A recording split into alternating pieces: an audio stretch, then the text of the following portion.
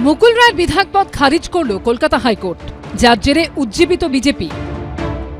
এর পরের পালা তন্ময় ঘোষ বিষ্ণুপুর, আলিপুরদুয়ারের সুমন কাঞ্জিলাল, হলদিয়ার তাপসী মণ্ডল, এরা প্রস্তুত থাকুক, এর পরের পালা এদের।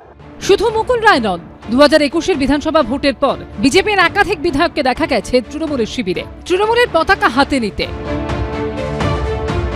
রায়গঞ্জের কৃষ্ণ কল্যাণী, বিষ্ণুপুরের তন্ময় ঘোষ, আলিপুরদুয়ারে সুমন কাঞ্জিলাল, বাগদার বিশ্বজিৎ দাস, কতুলপুরের হরকালী প্রতিহার, হলদিয়ার তাপসী মণ্ডল সহ একাধিক বিজেপি বিধায়ক তৃণমূলমুখী হয়েছেন। এদের মধ্যে সুমন কাঞ্জিলালকে মুকুল রায়ের পর বিধানসভার পাবলিক অ্যাকাউন্টস কমিটির চেয়ারম্যান করা হয়, যার তীব্র বিরোধিতা করেছে বিজেপি।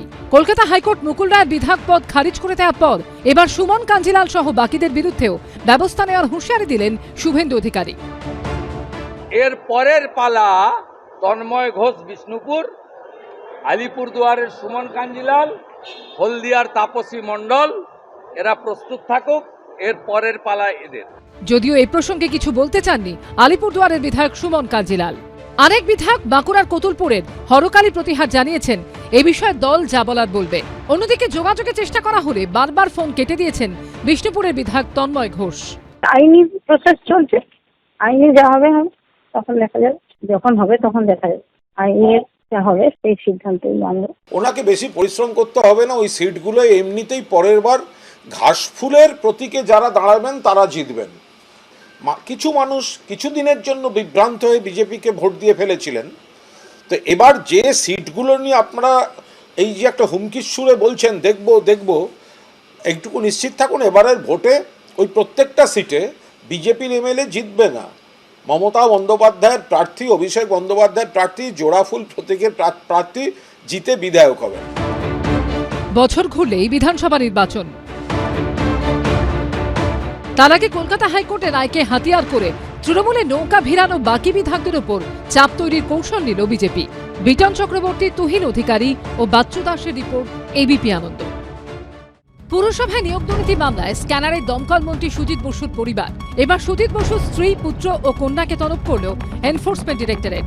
ইডির তরফে দাবি করা হচ্ছে যে একাধিক জায়গা থেকে এমন কিছু নথি পেয়েছেন তারা, যেখানে কিন্তু লেনদেনের হিসেব রয়েছে। 10ই অক্টোবর পুরসভায় নিয়োগ দুর্নীতির মামলায় 8 জায়গায় একযোগে তল্লাশি চালায় ইডি।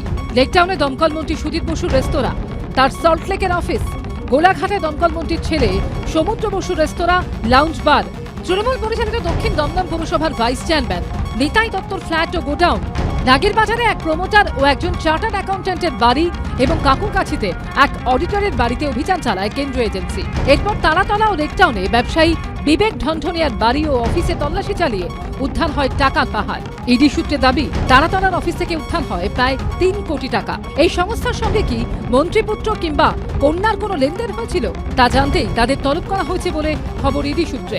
45 লক্ষ টাকা ছেলের রেস্টুরেন্ট থেকে নিয়ে এসছে ইডি।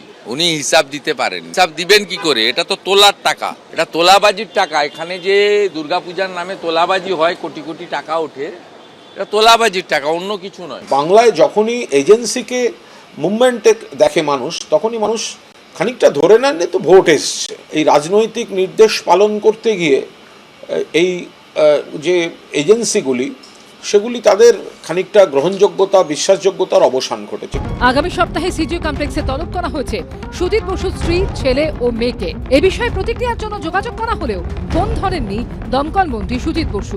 প্রকাশ সিনহা ও আশাবুল হোসেনের রিপোর্ট, এবিপি আনন্দ।